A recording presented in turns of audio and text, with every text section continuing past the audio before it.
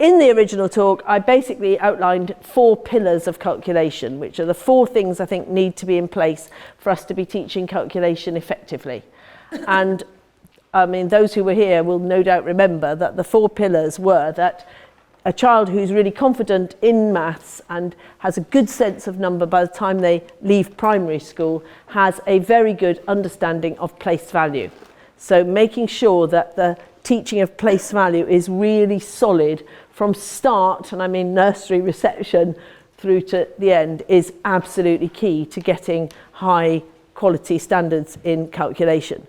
Secondly, that a child who is confident aged 11, something that they have that a child who's really not confident, is quite struggling, doesn't have. The second pillar is a child who's confident has a really good memorized bank of number facts. They have a lot of number facts at their disposal. I have never been in a primary school in England where they haven't taught the timetables. We hammer them. But it is also true that children in year 6 don't know them. So how do we square this circle? Well, my argument always is that this is a cultural problem, in that routinized memorization is no longer part of daily life. We simply do not have to memorize as part of daily life in the way that we used to. I'm not saying this is bad, I'm saying it's different. Nowadays, children come into nursery, into reception, and you're quite lucky if they know one chant. Mostly they know none. Now I say to people, put up your hand if you can say with honesty that you know more than 4 mobile numbers. We don't learn numbers because we don't have to. We exchange our mobile numbers without them going through the brains of either. Routinized memorization is no longer a feature of daily life. Technology has obviated the need for it. But one of the things that we know is that if you don't start memorizing early, then you start becoming you start being unable to memorize. So one of the things we know about 15-year-olds is if they haven't memorized, they cannot memorize. It's like a muscle, use it or lose it. And so therefore we need to get memorization back on the map. And that does not mean giving our maths lessons over to memorization, because we haven't time. We simply haven't time. We have far too much to do teaching and learning maths. So therefore I've suggested that everybody does 10 minutes quick maths, which is just memorization, just focus on memorization, outside the maths lessons in year 3, year 4, year 5 and year 6 every day. So there is a 10-minute session of quick maths memorization outside the maths lesson every day. And that really does help. It keeps all those memorized facts simmering and really makes a difference. And in the infants, we have a much more proactive stance on making sure those number facts are kept simmering. And there's a little book, Jeanette, can you wave it? Called 5-Minute Fillers. Here, do come in. 5-Minute Fillers, which, while everybody's looking at Jeanette, which is all about standing in the hall, waiting to go into the hall for assembly. I've got 5 minutes with my year 2s. I don't want any equipment. I just need to do something. And you play a number game, literally standing there in the corridor. They come back after PE. It's 5 minutes till playtime. I don't want to get anything out. I literally play a number game. No resources required, just to keep those skills memorized. 5-minute fillers for the infants. 10 minutes quick maths in the juniors. That's the second pillar. Good understanding of place value, it really matters. Secondly, a bank of memorized number facts. Thirdly, a really good grasp of images and models, and that means having a consistent developmental approach through the school to the use of images and models.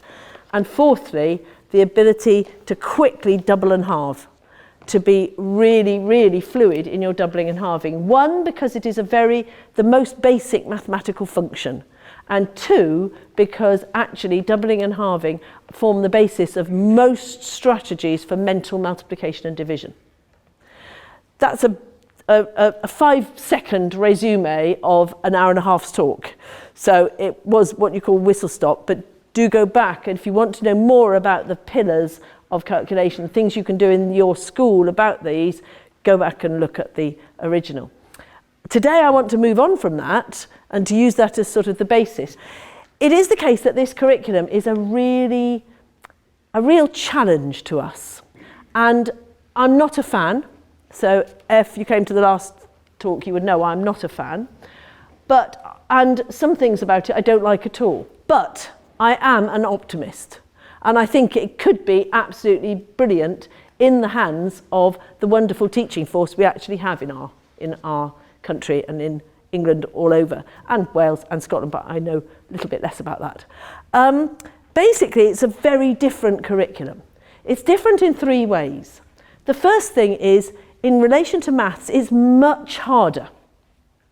It goes faster, it goes further, and the pace is greatly increased because it covers more. There's more in it. So basically, everything that was in year 7 number is now in year 6. Just about everything. I can't think of anything that's not. Everything you used to do in year 6 is now in year 4.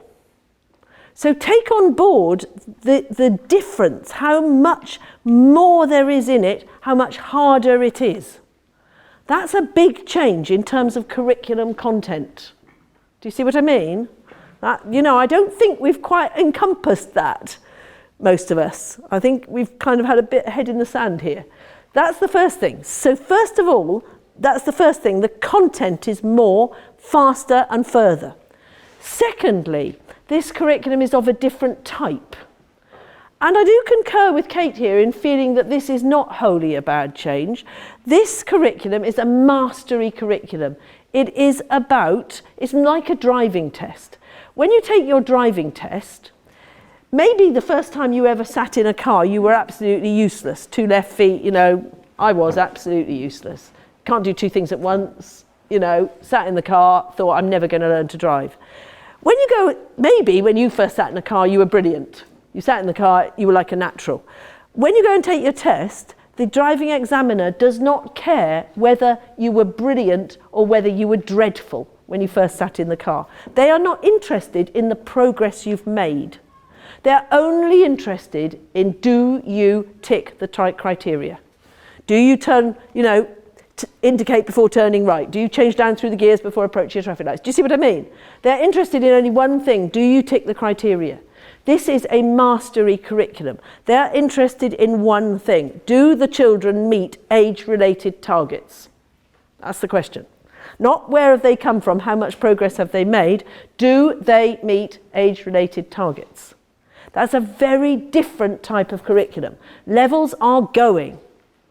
They will not survive this curriculum. They are going out. It is about mastery of age-related skills. 90% of the curriculum around the world are of this type, and there are some advantages to this. But there are also some questions. Questions like, most countries that have this sort of a curriculum, if the children don't meet age-related targets, they stay down.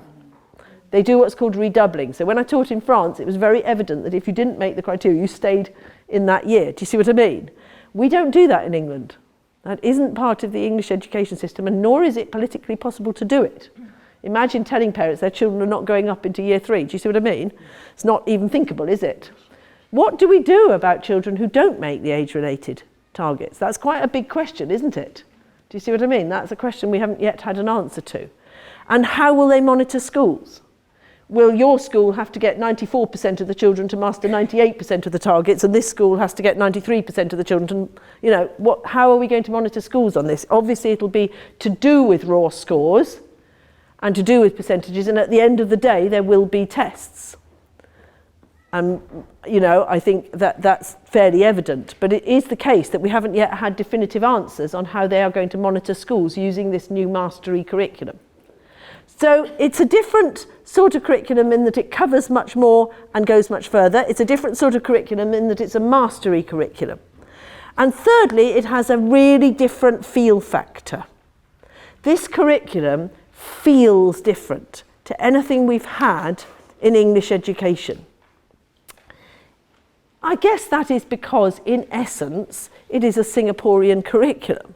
It is based on the curricula from other countries, specifically the Pacific Rim. And I have a problem with that because actually we're England And there's certain things that are there's a feel factor to English education. So I'll give you some differences between England and Singapore. one, we're an open democracy, which seems to me to be rather important. 2, we don't have corporal punishment, which is another that's quite an important difference. 3, all children in England are expected to be in school. That is the law. And you have to give very good reason if you're going to keep a child out of school. Not all children are in school in Singapore. The lowest 20%, socioeconomic 20%, are not in school. It would be rather different in England if that were true, wouldn't it? See what I mean? And fourthly, and I think this is most important, in England we expect children to enjoy their primary education. That is an expectation of parents, of teachers, and of children, isn't it? If they're not happy, if the child is not happy, the parents beat a path to the door, don't they? And they say, he's crying on his way to school, and you have to take that seriously. And quite right too. And so we have an expectation that schooling, primary education, is fulfilling, enjoyable, creative. That we draw something, we try and develop children's strengths and, support them in succeeding. So that's a kind of feel factor. And this curriculum is clearly not written in that sort of mode, but my optimism is founded on the fact that actually the curriculum outlines what we have to teach. It does not outline how it has to be done. And I am incredibly optimistic about how it will work out, because I see teachers who really believe in the sort of teaching that we do in England, where we are teaching for understanding. We do expect children to question and to critique and to discuss, and we welcome those things. And we also value creativity and originality. And actually, we are pretty good at these things.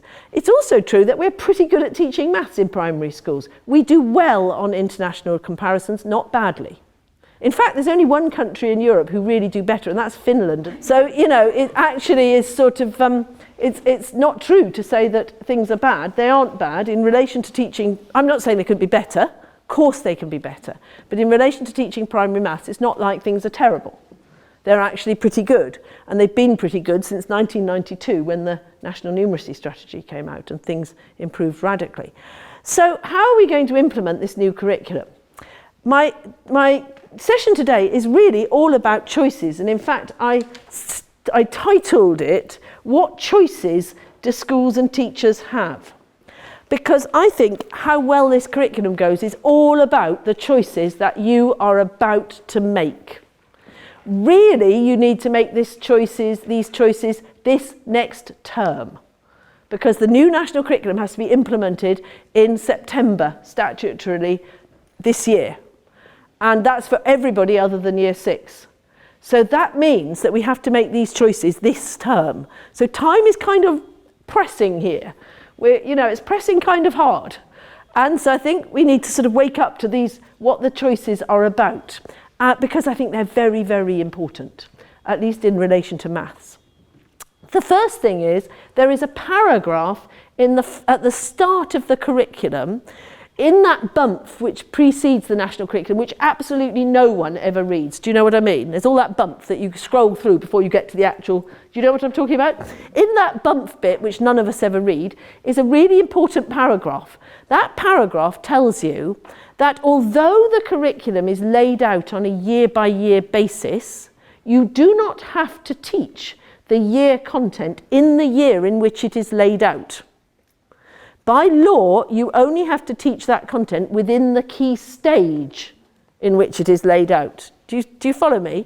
So if something is laid out as in year 3, you don't have to teach it in year 3. You can, if you wish, teach it in year 4 or year 5 or year 6, because that's all within key stage 2. Am I making sense? Right. The problem is, that's what's statutory is that content has to be taught within that key stage. It does not have to be taught within the year. Sorry, Kate. Problem in year 6 then. Yeah, major problem in year 6. When we were planning Hamilton, when I was planning Abacus, we kept saying, oh, that's way too hard, we'll put it in year 6. Oh no, that's way too hard, we'll put it in year 6. And then we kind of looked at it and thought, no, this is actually going to mean that every single year 6 teacher emigrates. We have to actually do something about this. We cannot put it all in year 6. So actually, at the end of the day, you have some constraints. The other thing is, I am very convinced that year 4 will be a key assessment point. And so therefore, because they actually want lower key stage and upper key stage 2 to be, assessed. So therefore, in practice, I feel it would be nerve-wracking to move something from year 4 to year 5 because you've actually got a sort of an assessment point in there. You see what I mean? So when planning major things like Hamilton Maths, we have stuck to keeping things within lower key stage 2 and upper key stage 2, and obviously in key stage 1. But it is important that you have the flexibility to move things. Statutorily, you have that flexibility. So I think it's very, very important that you understand that, because I'm going to suggest some areas where that's actually really useful. So the first choice you have to make is when to do things. The second choice that you have to make is what I call lip service. Some things on this new curriculum, I think, are actually things which I am not going to lose any sleep about. I am going to tick the box for having done them, but I do not regard them as really important. They will not hiccup children's maths education. They will not stop them. If they can't do them, they won't stop them being brilliant mathematicians or excellent scientists or anything else. They won't even stop them going about their daily lives. I cite you Roman numerals as one example. These things, I think, are things which I put LS beside, lip service. There'll be a poster on the wall, won't there, of Roman numerals, yeah. So we're getting a clock, actually, Ruth. Oh, very good idea, yes. Have a nice clock in the lower key stage and a poster in upper key stage too, so that you've covered, you see what I mean? I mean, you may do it when you do the Romans as a topic, of course, that's fantastic. But I'm not going to go to the wall for Roman numerals in the maths curriculum as a piece of maths, because they don't affect the other things that I do. There are other things like this where they are not things that you are actually going to spend ages and ages on, because they don't really matter that much. By contrast, some things really matter. Some things you should go to the wall for. Some things are things where every child in year 3 should be able to do these things when they leave year 3. Nothing to do actually with the new national curriculum, just to do with their development in maths. Now, if you want to see a list of my sort of take on that, what are the things that I think you should go to the wall for in each year group, we've put a list on the Hamilton site. It's under key skills. And it's basically the key skills for each year group. Kate and I had a discussion about this the other day, because she said to me, oh, Ruth, is your key skills document for the new national curriculum? And I said, yes, it is. You might not think it, because it doesn't have any of the targets of the new national curriculum on it. But that's because what it is it's the things that I think every single child in that year group should be able to do when they leave. It's like the baseline. It's not the target, because that's what you're aiming at. It's the base. It's don't tell me your year 2s can't do this, because I'm not going to listen. You know, it's the things that every year 2 child should be able to do at the end of year 2, the things every year 3 child should be able to do at the end of year 3. It's the bottom line. And it is the things that I have zero tolerance on. Don't tell me that the year 1s can't count in 10s. I need them to count in 10s. It's as simple as that. So it's the bottom line. It is not a massive list. If you look on the Hamilton site, you will see that it is half a page of A4 for the infants and 1 page of A4 for each of the junior years, and it's widely spaced and they're bullet points, and it's quite a big font. It is not a really tight list. It's quite it is the bottom line. It's the go to the wall for. It's the key skills. So that's the first thing. Have that in your mind, because that helps when you're making choices. Having that sense of what really matters in each year helps if you have to decide what to give time to, what not to give time to. That really helps. I mean, I'll give you an example. I said earlier, place value, an understanding of place value is kind of crucial. If you're teaching a week on place value in, I don't know, year 3, year 4, say, you're doing a week on one place decimals in year 4. You're introducing one place decimals, you know, you're teaching them to compare to one place decimals, etc. You do the week's teaching and you think, oh, I don't know, you know, maybe half the class kind of got it, but not really. There are 5 or 6 who got it.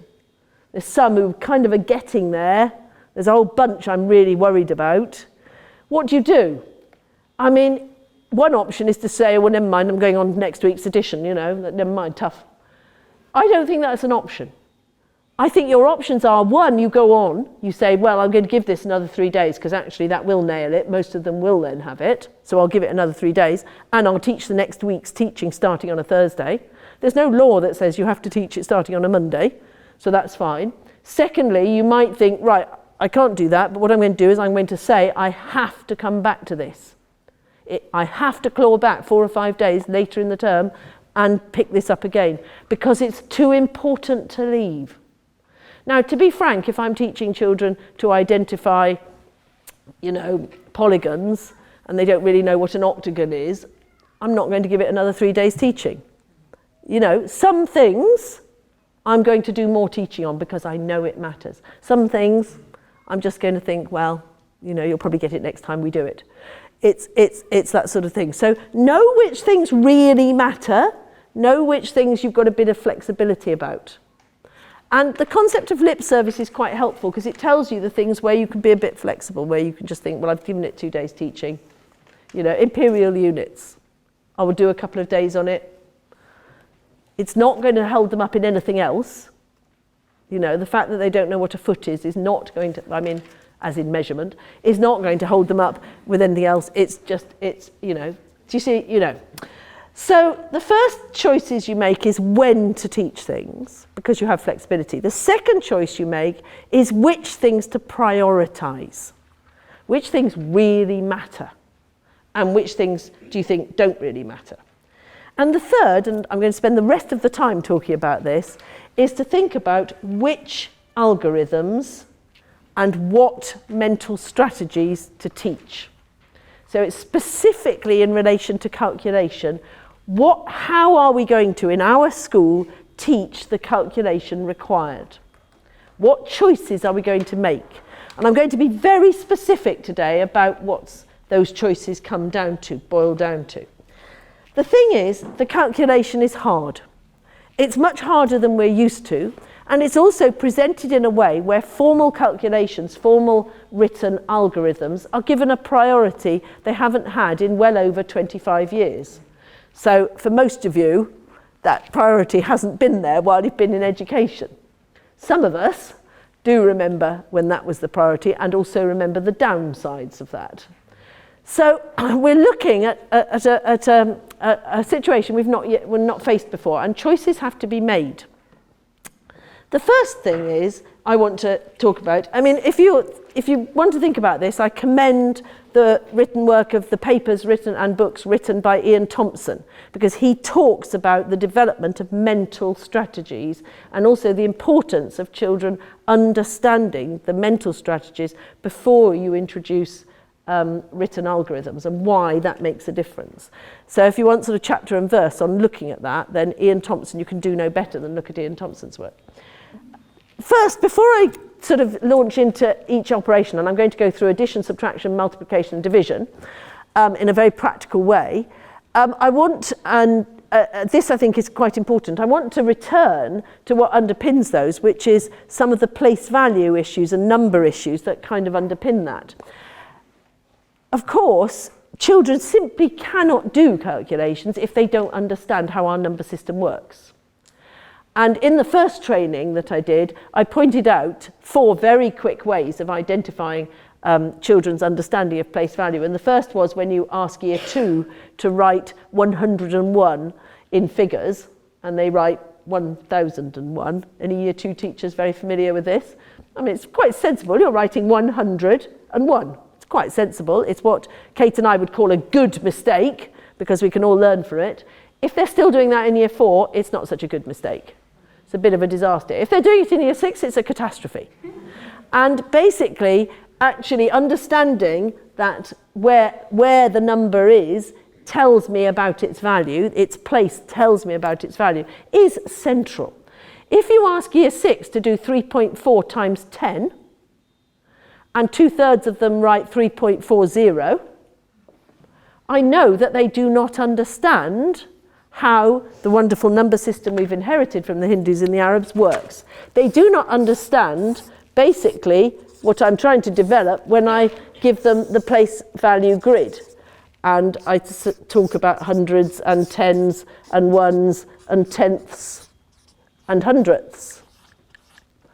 And, you know, it's interesting, isn't it? Because all the 15-year-olds I teach have no idea what 0.1 is. No idea. And that's because I think we have not emphasised enough that they're tenths. And I always write them as tenths. And I write them as hundredths. And they know really well that if I say to them, so it's 0.3, 3 watt. They're not going to get away with telling me 0.3. I'm saying, yes, 3 watt. And I want to know that it's tenths. I want them to see the relationship.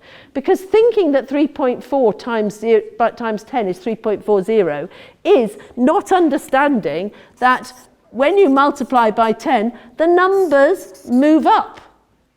The digits move. And basically, the point doesn't move. That's the point. It's a point. The digits move. And understanding that the digits move is absolutely crucial. You know, if this place value grid needs to be introduced before it's needed. It needs to be introduced in year 3 when you are multiplying 13 by 10. Because if they get the idea, I know no teacher ever says add a 0. Teachers do not say that. But nevertheless, half the year 6s will simply add a 0 onto 3.4. That's not because we've said add a 0, it's because we haven't said not to.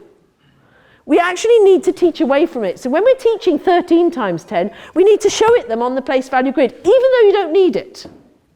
Because next year it's going to really matter that they see that the digits are moving. So it's having that sort of understanding of the place value grid.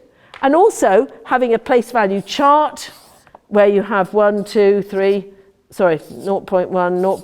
0.3, 0.4, and 0.01, 0.02. I've got mine lined up, have I? 0.03, 0.04, etc.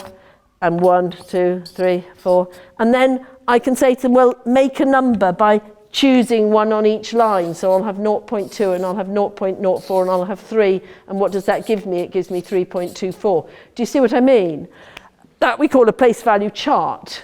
This is a place value grid. Both are really useful. This is about place value additions, and this is about multiplication and division by 10. Both models are really, really useful in making sure that children understand how the numbers work. But what I remain convinced is that a lot of children manage to get through the system without understanding 3 things. One is fractions. One is decimals. And one is percentages. Now we know we have to do equivalence, and we know that we have to actually say that 0.5 is the same as 50% is the same as a half, and we all get quite good at that. But it is understanding what these things are that I think is quite a challenge. And if you're going to do hard calculations, you need to understand what they are. And I think that that is actually something that perhaps just spending 5 minutes reflecting on it before we go into the operations is quite useful. Decimals, as I said earlier, decimals are numbers. They're numbers just as 3 is a number. They appear on the place value grid. And so the decimal part of a number is this part. That's the decimal part of a number. And people say, well, a decimal can't be bigger than 1. That's not true, because 3.45 is a decimal number, but the decimal part of it is the bit that is on the right, right-hand side of the point. Do you see what I mean? And so it is true that it is a number. Now, the decimal part is less than 1, by definition, because it's either a tenth or a hundredth or a thousandth, and all of those are less than 1. So if I multiply two decimals together, like 0.2 times 0.2, I am multiplying two things that are less than 1, which means that the answer is going to be tiny. And understanding that about numbers is very important. It's what I call the cake problem. If I've got a quarter of a piece of cake and Kate turns up for tea, and I think, oh no, I'm going to have to share my cake, and so I give her half of my quarter, and I want you to imagine that, imagine a cake you actually like, and you think half of a quarter. Is the piece that I give her going to be larger or smaller than a quarter? You don't sound very sure. Is it going to be larger or smaller than a quarter? Smaller, because I've got the quarter and I'm halving out half of my quarter. When I multiply two numbers that are less than 1, the answer is smaller than either. Do you see that? So when I multiply two decimals, the answer's tiny. And understanding how that is, because I'm multiplying half of a quarter, because it's the cake problem, is very important. Decimals are numbers, you can count in them. That's the thing about numbers, you count in them.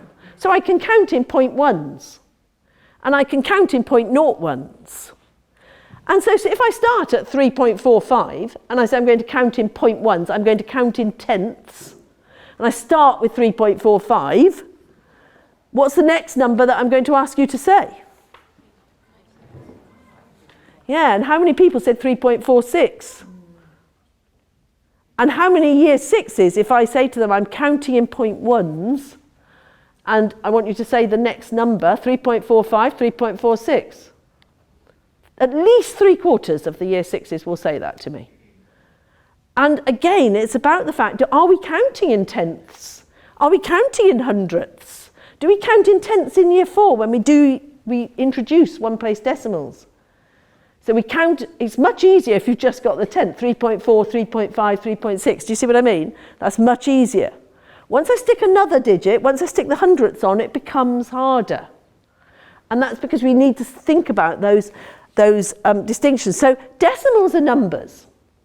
The decimal part of a number is less than 1, but they're numbers. What about fractions? Well, fractions are really hard because they're two things. Fractions are, of course, numbers. They're numbers just like decimals are numbers. And some fractions can be written as decimals. 1/4, 1/2, 1/5, 3/4 can all be written as decimals. Some can't, at least not entirely accurately, like 1/3 and 2/3. But they are numbers. I can count in them. So I can count in quarters. And now on the new curriculum, in year 2, you count in quarters. We had a big argument and lost it about whether or not you should have to say the equivalent fractions in the infants. It is on the curriculum for year 2, but hopefully, I suppose I wouldn't call it lip service, but I'd say it's one of those things that you put on the table, but you don't expect them to thoroughly get. You put it on the table in year 2, you think they're going to get it in year 3. Do you see what I mean? And ditto two-place decimals. They are in year 4 in the new curriculum. I put them on the table in year 4. I expect them to understand them in year 5. Do you see what I mean? And the year 5 teacher needs to teach them as if they'd never been mentioned in year 4. Because actually they're quite hard. You know, this is about when you do things. But fractions are not just numbers. Yes, they're numbers and you can count in them. They are also operations. What do I mean by operations? They do things to numbers.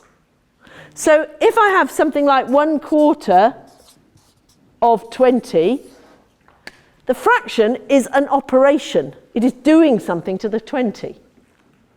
So fractions are both operations, that is, we find quarters of shapes and quarters of quantities, and they are also numbers. We can count in them. Do you see what I mean? We can write them as decimals. This makes fractions hard because there's two strands of development through the school.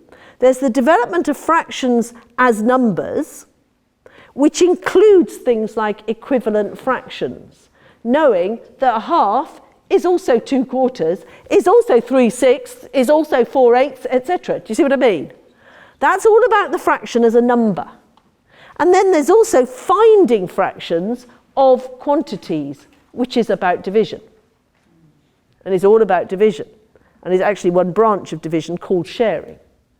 And so actually fractions are two things. And thinking about the maths curriculum means we have to think about the development of the strand of fractions as numbers and the development of the strand of fractions, which is as operators. This one has been massively increased in the new curriculum. It really barely existed in the old curriculum, but in the new curriculum it is massive. So equivalent fractions come in at year 3 and are very, very important in year 3 and year 4. And then when you get into year 5, you're doing things like adding and subtracting, multiplying and dividing fractions, which is all about treating fractions as numbers. We have never done addition, subtraction, multiplication and division of fractions in the primary age range as long as I've been teaching, which is a humongously long time. And so that was always year 7. And so now we've got it in the primary curriculum. So you've got to do things like add 1 3/4 and 2 2/3, which is challenging. Getting the idea of equivalent fractions, that you can write a half as 2/4, they are the same thing. That you can write a half as 5/10, and it is the same thing, and that's why it's 0.5. That's all really helpful, because it's all about understanding how those things work. And understanding that fractions are both things and that you need to do both is very important, because I think people do quite a lot on this and very little on this. And the new curriculum is slanted the other way. And so you cannot come to year 6 and teach addition of fractions if actually you haven't developed this through the school. You see what I mean? If the first time children meet equivalent fractions is in year 6, it's a disaster. It's got to be developed going up. Percentages, of course, percentages are operations. They're not numbers. So a percentage is something you do to a number. I find 50% of something. And that makes them relatively easy to teach, because we basically teach how you find 10%, and then we find all the other things from that, because in the primary age range, that's really all you need. But even so, children find that quite challenging. Finding 10% of 35 is quite challenging, because children have to realise how you set about that. And that means understanding how you divide 35 by 10. And what does that come back to? Place value grid. Do you see what I mean? You see how important this is? It comes in again and again. And so I wanted to spend a little bit of time on that before we go zooming into addition. Addition is the success story. 15-year-olds, adults, they can do addition. They can even do column addition. It's one of the algorithms that actually people can do. And so it is, in that sense, a success story. It is, let's be frank here, it's the only one of the 4 operations which is a success story. So we shouldn't be sort of, patting ourselves all the way to the bar. But it is the case that addition is not on the whole problematic. There's various reasons for that. One is it's quite a simple concept, increase. The second is that actually the algorithm is quite an easy algorithm. Do you see what I mean? It's not that hard. And it doesn't really matter which way you do it, whether you put your carry digits above or below, or whether you leave a line and put them in there. Doesn't really matter. You'll probably kind of muddle through and it'll be all right. But at this point, when we start talking about algorithms, I just want to introduce a very important notion. Your teachers, your job is to teach children. It may be an unfashionable thing to say, but it's important. That means that when I teach children, I do not necessarily teach them to do something the same way I do it. Often I don't teach them to do it the same way I do it, because I know that the way I do it is not the best way of doing it. What do I mean by best? It's very specific. Methods can be error-proof, or they can be error-prone. A lot of the ways that I do things, because I'm very old and I was taught in a very old-fashioned way, are actually pretty error-prone. It is easy to make a mistake doing it. Do you see what I mean? The way I teach children, I always try and find the way of doing it which is error-proof. That is to say, it has the fewest opportunities for making a mistake possible. Now, I would suggest that this is a crucial distinction to me as a teacher because, well, 3 reasons. 1, I actually want children to be able to do the calculations without getting a pain in their tummy in ordinary life. I want them to just be able to do things with numbers comfortably, easily, cheerfully. I don't want them to go, oh, you know. Secondly, I'm going to be assessed as a teacher on how many of the children can do certain things. This is a mastery curriculum. So I'm going to be assessed as a teacher on how many of my little year 4s can do these certain things. Therefore, this is not rocket science. I need ways which they're going to get them right. So if I teach them complicated ways that are difficult, they're more likely to get them wrong. It's quite simple, isn't it?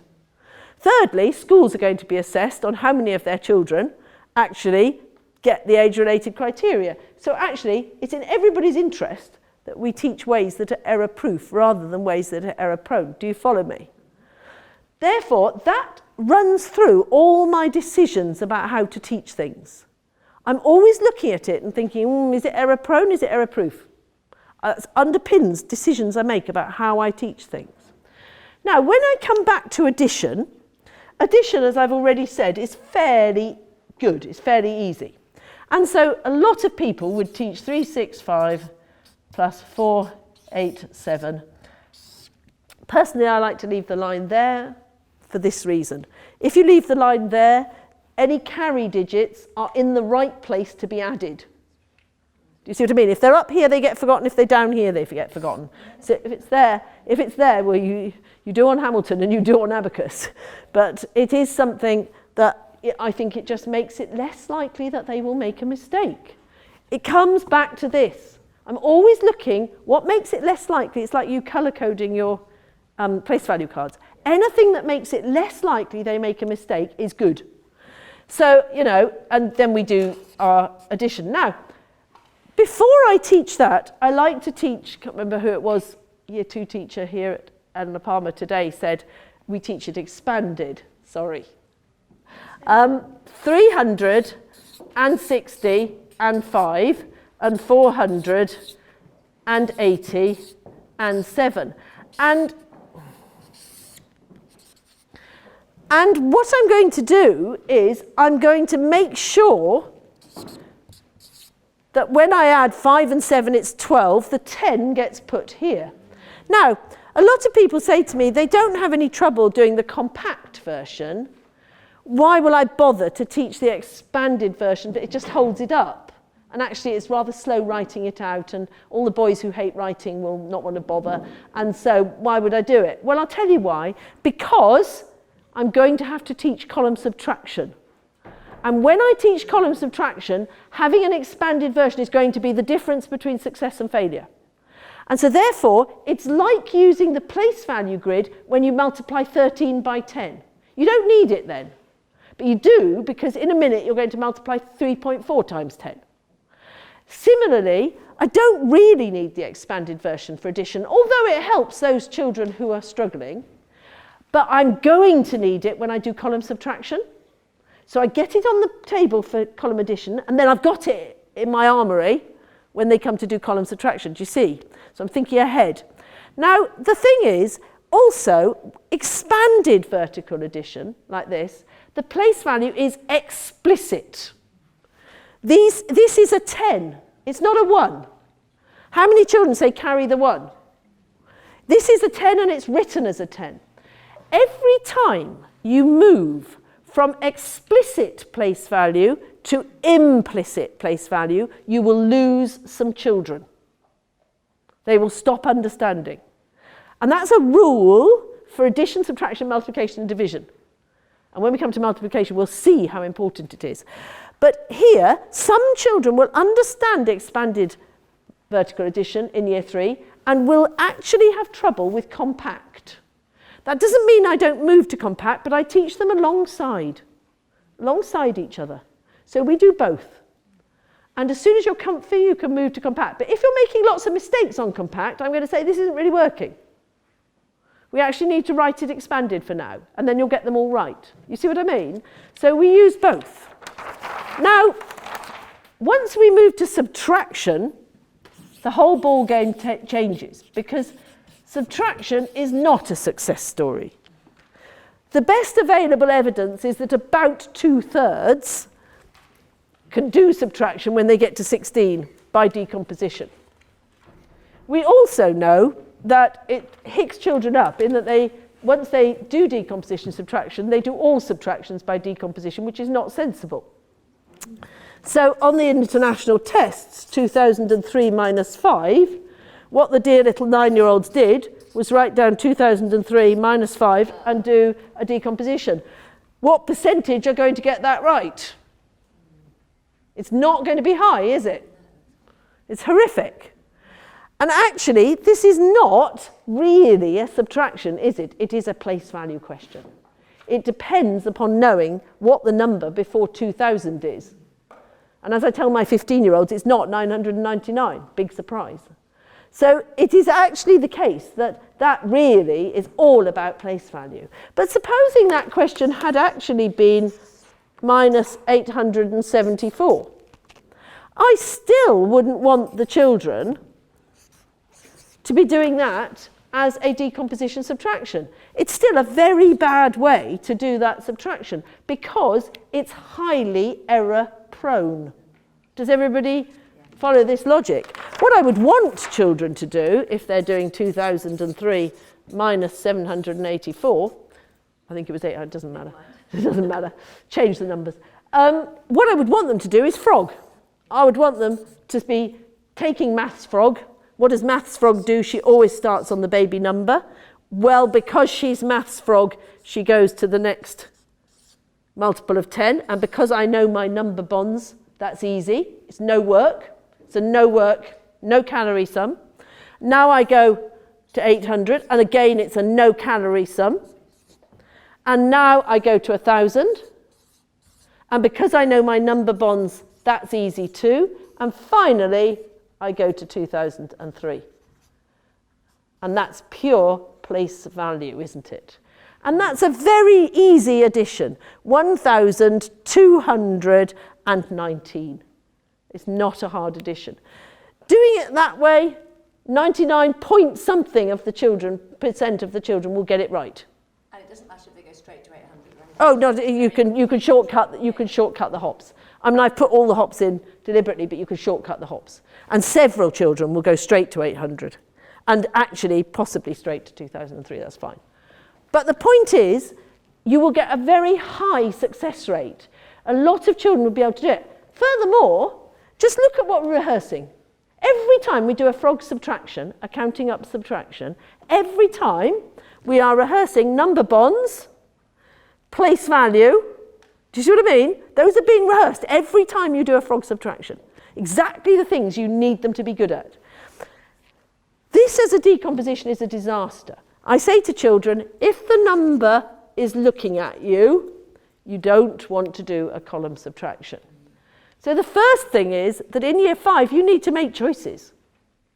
Am I going to do a column subtraction? Am I actually going to do a frog? I need to make choices. And some things like 3.5 minus 1.45, well, to make it even harder, 13.5 minus 1.45, I will definitely do as frog. Because 9 out of 10 children will line it up wrong if they're doing it as a column subtraction. Do you see? So quite often I want them to make a choice.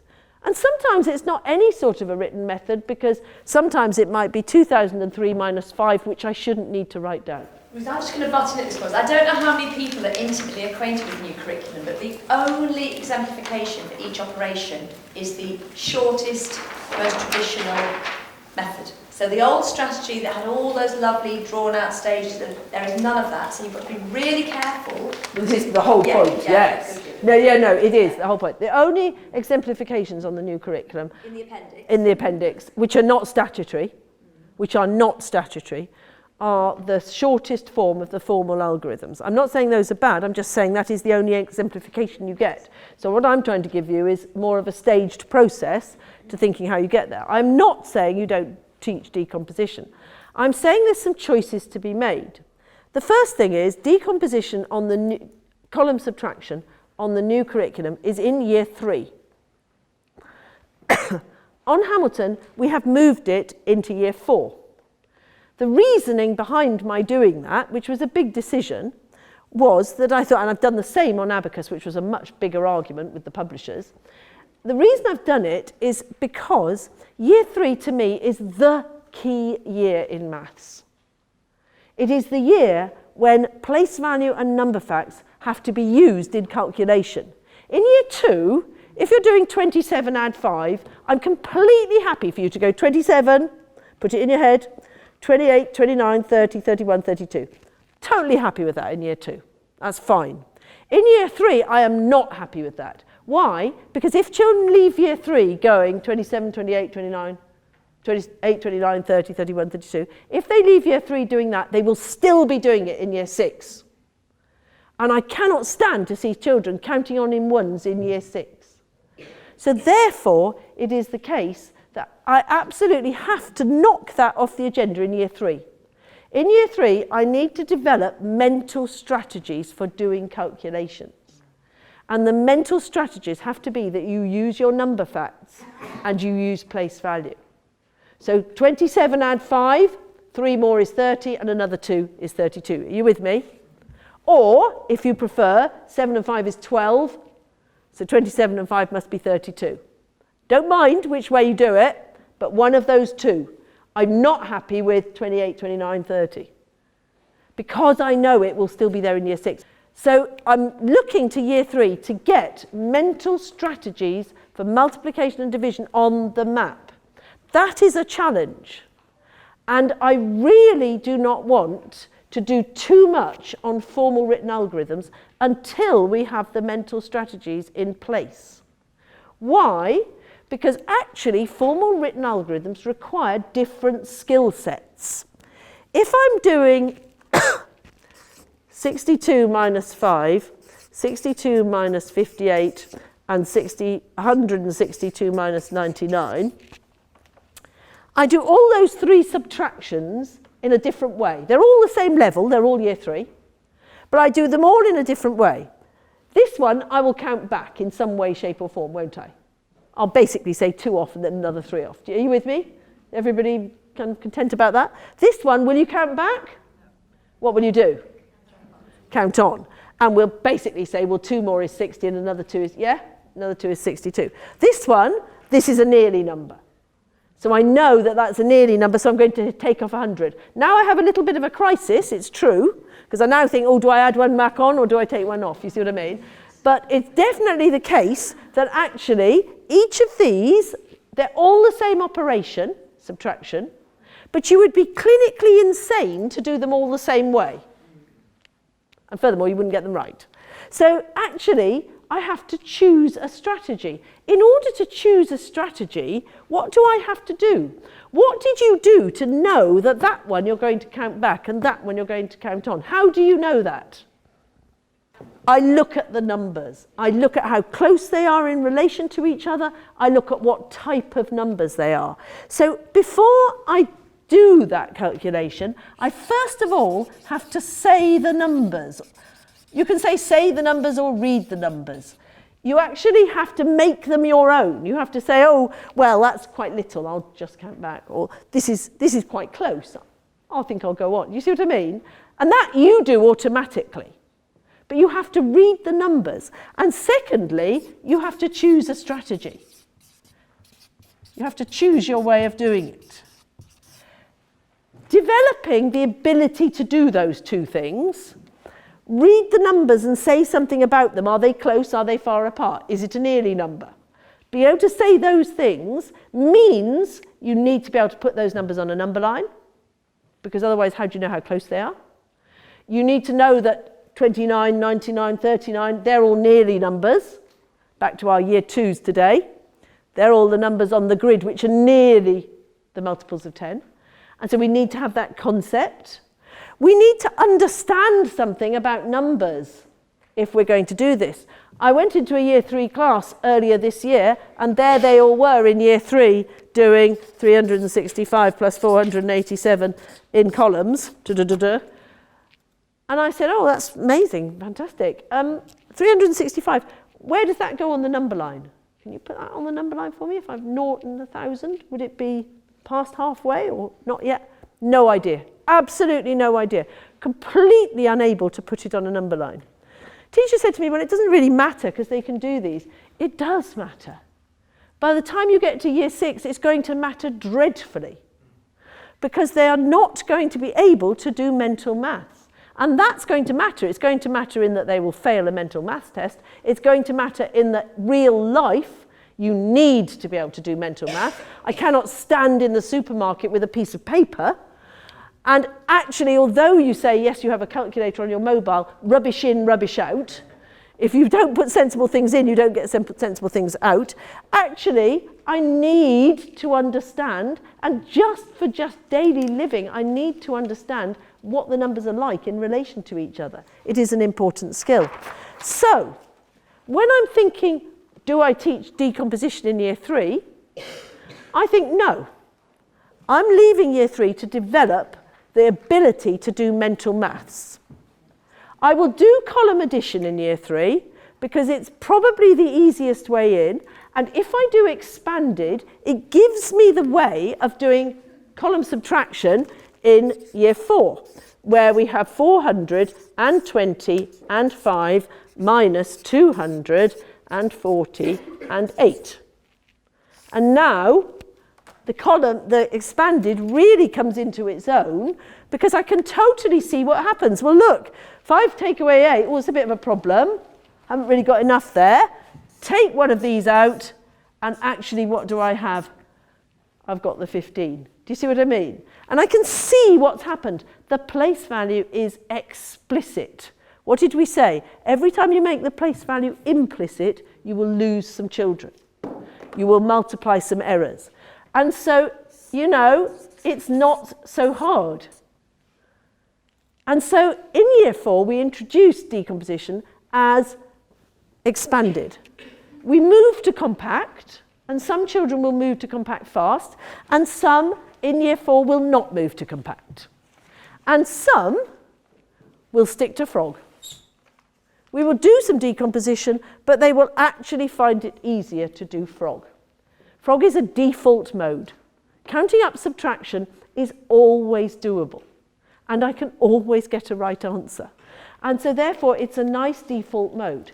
And it means that, you know, if you're really, really struggling in year 5 with decomposition, I'm just going to say, right, well, you're really good at frog, why don't we just stick with frog? See what I mean? Some children will do decomposition, but with decomposition you still have to make choices. This is a good one to do, this is not a good one to do. Of course, it's over to you. I can't say for your school when you should introduce column subtraction. Maybe you look at Hamilton, you think, goodness me, Ruth, we can do decomposition in year 3, no problem. And I've been in schools where they've said that and they're right. But it's your decision, and it's a decision that needs to be made as a whole school so that you are consistent through the school, because these cannot be haphazard. When are you developing your mental methods? How are they being developed? When are you introducing the standard written algorithm, and how? Do you see what I mean? That is your choice. The national curriculum doesn't tell you that. Those are your choices. When are you introducing it? How are you introducing it? On what models are you basing it? What is the layout? This is very specific. In your school, where are you putting the carry digits in the addition? How long do you spend on expanded decomposition? These are questions that you have to answer in your school. download the addition and subtraction strategies, methods and strategies document from the Hamilton site. It gives you all the addition and subtraction strategies for mental and for written on a year-by-year basis. I'm not saying it's perfect, it isn't, but you can use it as the basis for discussion rather than trying to reinvent the flipping wheel. So get the addition and subtraction strategies and methods. It's below the plans on the Hamilton site. When we move to multiplication, well, multiplication's quite funny, isn't it? Because again, it's a bit of a success story. Actually, we do quite well in multiplication. And of course, I always laugh because the one thing the 15-year-olds can do, and they can all do it, is grid. They can all do grid method. And so bizarrely, multiplication is actually, in my book, one of the complete success stories in that we have a method that they can all do, even though none of them know their number bonds, none of them know their table, none of them know any of that, they can all do grid. We sort of go into grid, don't we, with partitioning when we do things like 46 double 46 in year 3. And we double the 40 and get 80, and we double the 6 and get 12, and we add the 2 to get the answer. Now, that partitioning is precisely what we use as we develop grid methods. So 46 times 3, we precisely do as 40 and 6, and we're timesing by 3, so 3 lots of 40 is 120 and 3 lots of 6 is 18, and I can add them together and get 138. So that is the basis of grid method. You will notice that the place value is explicit, which is why I think children find it so easy to do. And even when you get to quite big numbers, it's still got a very good success rate.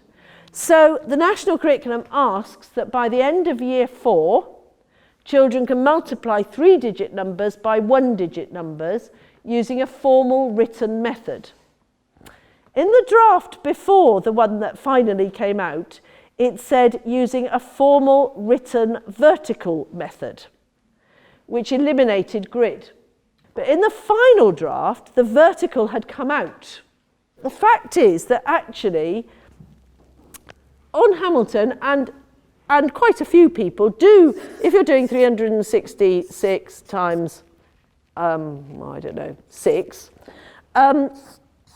making it explicit, I've got 360 and 6, and I'm timesing by 6, and so I have 1800 and 360 and 36.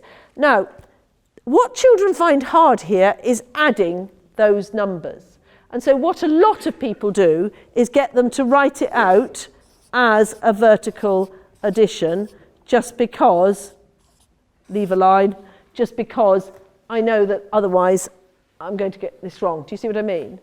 Which is a bit of a bore, and it adds another layer, which always adds a bit of a possibility for error, because they can just copy them wrong, going from there to there. So it's always a bit of a bore. So several people, including us on Hamilton, do go from grid in year 4 to ladder, and we do this 366 times 6, and we do it 6 300s, 1800, 6 60s, 360, 6 6s, 36. Oh, look, my numbers are the same. Gosh, isn't that amazing? Because I'm doing the same thing, and now I can add them up and it's all ready.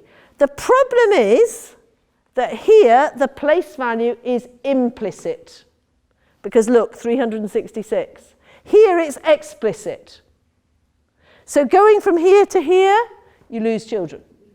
The law says they have to be able to do 3-digit by a 1-digit at the end of year 4 using a formal written method. Grid is a formal written method. What about year 5 and 6? Year 5 and 6 are a nightmare, because at year 5 I have to be able to do 3, 6, 5, 8 times 7, and I have to be able to do it using specified short multiplication. And I have to be able to do, in year 6, 3658 times 37, and I have to be able to do it using long multiplication. Now, this then becomes a whole series of choices, and I want to get to division, so I'm not going to dwell on this. But this becomes a whole series of choices for schools. You can stick to grid.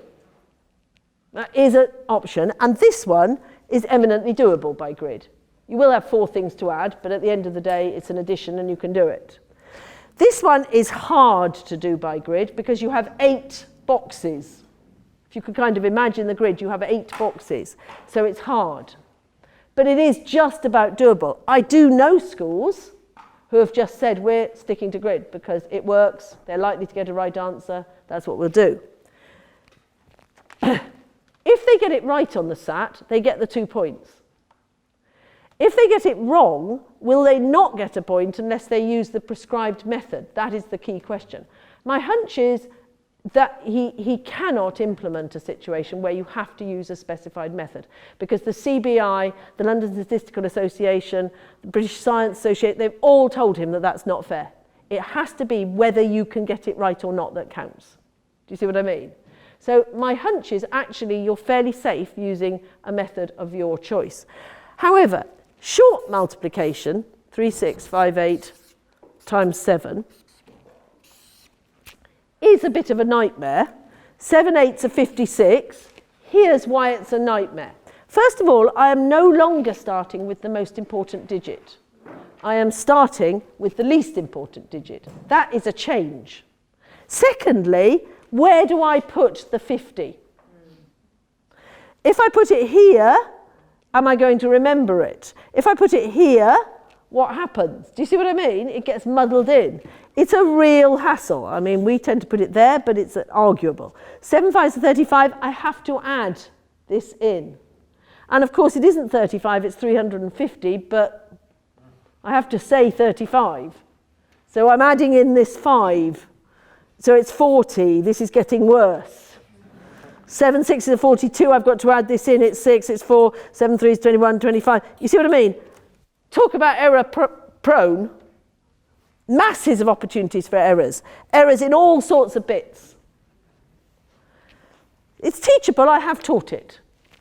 We used to do it in the old days and it wasn't a total disaster. Once you get to long multiplication, the carries become an absolute nightmare. Because what I'm going to get is 2 rows of digits with, I'm not going to do it, but with carry digits all over the shop.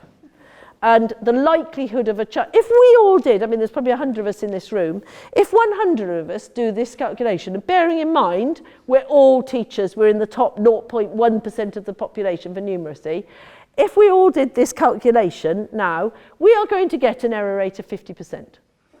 Because even people who are quite good at maths will make errors. Do you see what I mean? We'll just, you'll look at mine and you'll go, well, hang on, Ruth, you've made a mistake. I'll say, oh, yes, I meant to write 5. I don't know why I wrote 6. You know what I mean? It's really easy to make an error. If I have to do something like 365 times 6, if I have to do something like that at home for some reason, I can't at this moment imagine a reason, but supposing I do. How many years? Yeah, exactly. So how many years till I can afford to retire? I'm looking at that. I will do that on a piece of paper, to be candid. The reason being that I probably can't find my flipping mobile and I'm not that bad at arithmetic. I'll just do it on a piece of paper. It's not going to take me that long. If I have to do this, 3658 times 37, I will use the landline to ring the mobile, to find the mobile, to find the calculator. Because there's no way doing that. I have a maths degree. There is no way doing that by hand is going to be the most efficient method. It's going to be too error prone. There's several options for your choices. One, it's only one question on the SATs. And also, I'm prepared to put some money on this. The people setting the SATs are not stupid. And they are or were teachers. And I suspect they'll give you this.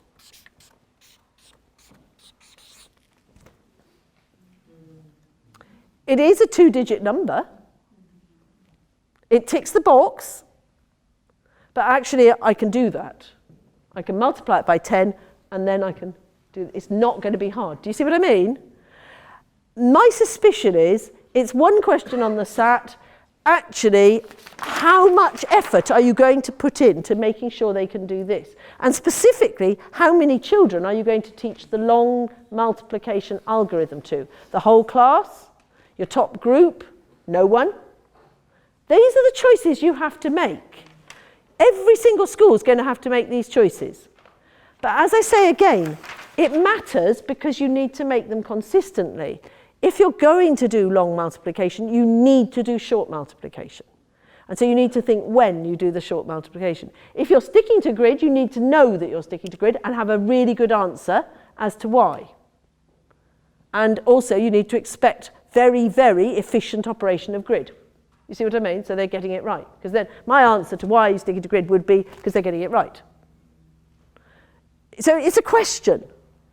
It's a question that every single school in this country needs to answer and have an answer for. Division, she said, racketing on, is the worst. I know, I've left it till last. I know. And it is the worst. How to do division in 10 minutes. It's the worst because division is two different concepts. It is grouping and it is sharing. Now, the thing is, a tiny percent of divisions are sharing. Sharing only applies if you're finding fractions. If I'm finding a quarter of an amount, that is a sharing. One for you, one for you, one for you, one for you, one for you, one for you, one for you, one for you. That's sharing. And we've all got a quarter. Do you see what I mean? Almost all the time, division is grouping. It is how many lots of. How many 4s in 20? And the really important thing is that division is the inverse of multiplication. So if I've got 5 lots of 4 is 20, the division is how many lots of 4 is 20. And I can also write that as 20 divided by 4 equals box.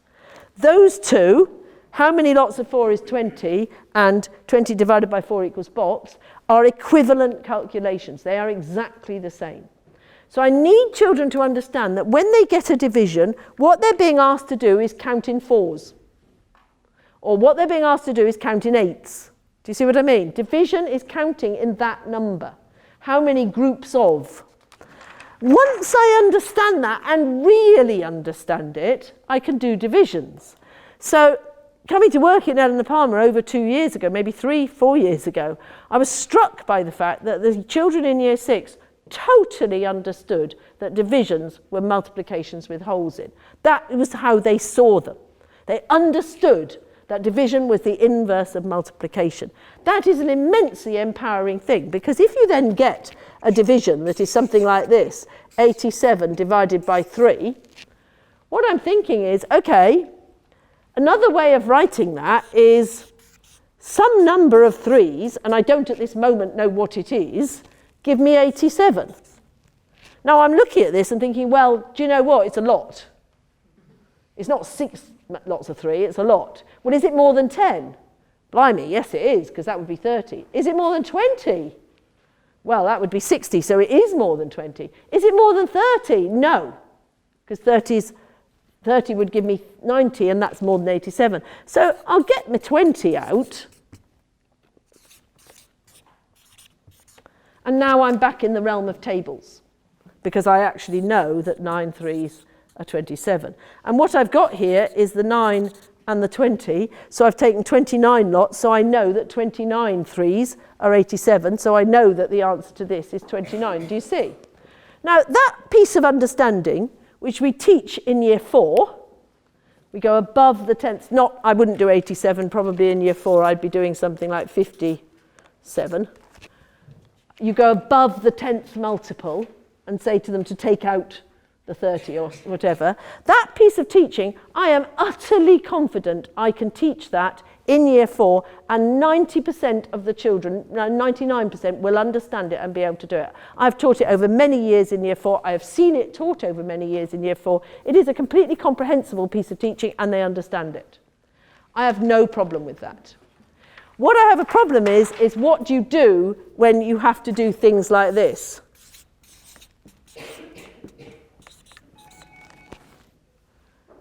What do we do when we have a 4-digit divided by a 2-digit?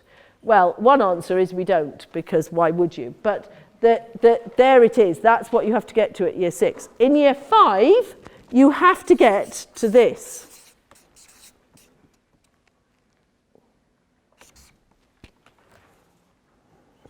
Now, most people will do this by an algorithm known as short division.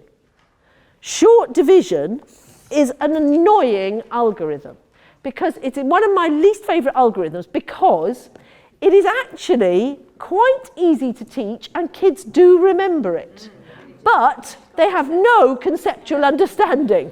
So a person like me, a person like me whose life depends upon saying to teachers, we really need kids to be understanding what they're doing. A person like me really hates this, but I do teach it. And the way that I teach it, which I think is quite instructive, is that I use post-its. And I cover all 3, it's all right. I cover all 3 of those digits. And I say, well, can we divide 3? Can we get 7? Does 7 go into 3? Can we divide 3 by 7? And they all say no. Now, of course, it's not 3. It's 3,000. But I'm keeping very stum about that. I'm saying, OK, all right, well, then let's undo another. So I now undo a second figure. How many 7s can we get out of 35? How many lots of 7 in 35? And, of course, the children will tell me that there are 5. And I'll say, that's brilliant, there's 5. And how many are left over? Bearing in mind that these are covered with a post-it. How many are left over? They'll say, well, there's 1 left over. So we write the 1 there. Now we uncover the next digit. How many 7s go into 18? Well, 2 of them. And there's 4 left over. So we write the 4 in, and now we uncover the last digit. How many 7s in 45? Do you see? Now, that algorithm of short division, if you teach it with the post-it and you literally move it along, I have taught very successfully, and I'm sure many people in this room have. I have a problem with it because there is no conceptual understanding. On the other hand, they can do it and get a right answer, and let's face it, that's quite a bonus. So it is one of those where I sacrifice my principles and just do it. However, long division, that's a step too far. 1, they don't get the right answer, they can't do it.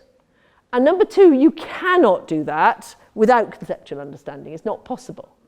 So this is really tricky. Again, you must make choices. My suspicion is that the people writing the tests will give us this sort of thing. Because that is a 4-digit divided by a 2-digit, but actually I can do it using tables. I would not wreck year 6 teaching to teach them how to divide that by 37. I might teach them, and do on Hamilton, teach them how to divide it by 15, how to divide it by 21, how to divide it by easier numbers, because the key there is writing down your 21 times table. And actually, do you know what? That's not that hard. You see what I mean? And so the key is all about multiples. Yeah, you write down that if I want to divide by 21, I write down my 21 times table. And look, it's ever so easy because I write 1 21 and 2 21s. And now I add them together and I've got 3 21s. And do you know what? I now double this and now I've got 4 21s. And then I think, well, 21 times 10 is 210. So half of that is 105. So there's 5 21s. Well, look, I've written 5 down. I haven't even had to do any really hard work yet. And actually, that's been quite a good exercise for my mental maths. So when I'm doing this, if I'm dividing by 21, I do it exactly like we did the 87 divided by 3. I simply subtract multiples. I look and I think, what multiple am I going to have to subtract? Do you see what I mean? And so basically you go along, yes, 10 lots of this would be 210 and 100 lots of this would be 2,100, which is a jolly good place to start. This will be too many. There are choices that you have to make about what to teach and when. We definitely need to teach grouping from the start. Moral for the infants, don't read division as sharing. That's really, really bad news for the juniors. Division is not sharing, only when it's fractions.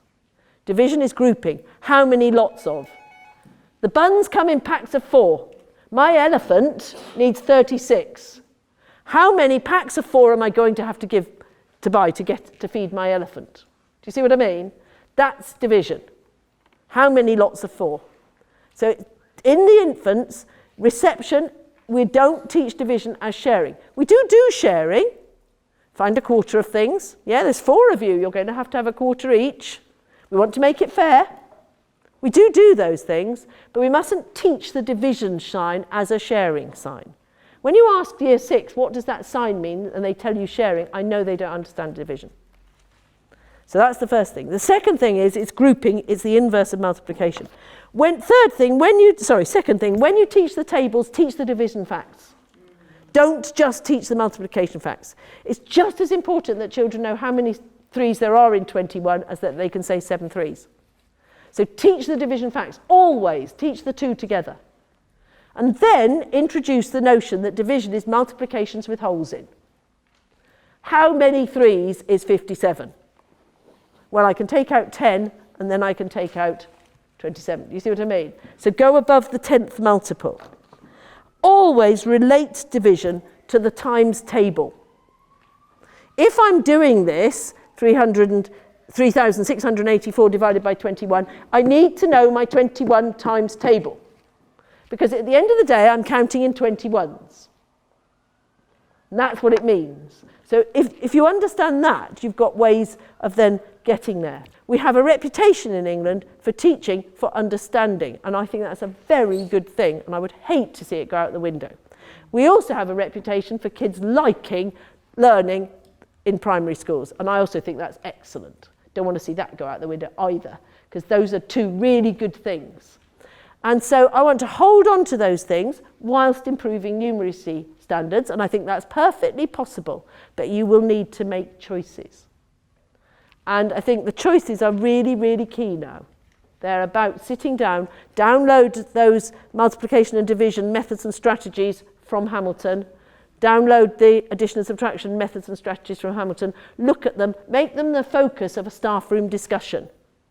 You know, ask people what they think, what do you reckon, and then have that discussion. And as I always say, and I pretty much always end with this little story, I was going into a Coventry school, I was late, which wouldn't surprise Kate. I was running in, and desperate to get there, and this kid stops me, and he said, "Hey, are you the maths lady?" I said, "Yes, I am." He said, "Do you want to know something?" I'm thinking, "No, I do not."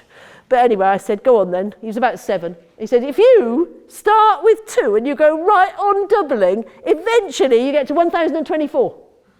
I said, "That's amazing." And he said, "I learned that in bed." I thought that is fantastic. I was the sort of kid that lay in bed and doubled numbers just to see where they got to. I want kids who do that, who play with numbers, who come and tell you a big surprising thing they've discovered. I want that. I do not want that to go off the map, and I don't think it will help anybody if it does. I think it won't. The national curriculum is now set. It's not going to go away. But how it is delivered depends utterly on the teachers of England. I have huge optimism on this issue, and I was talking to teachers yesterday on the Isle of Wight, and I can't even remember where I was the day before, but somewhere else, and I've just got a huge optimism about it. And so, you're in the heart of England, aren't you? You're in London. You can make this work in your way, in your school. But you've got to make those choices, and those choices won't make themselves. That's about this next term. You take this, go away, make it your own, think to yourself, how are we going to do this? There's videos on the Hamilton site, there's documents, there's a draft calculation policy, there's key skills, there's addition and subtraction, multiplication and division strategies. Download them because they make the basis of your discussions. Thanks very much for coming.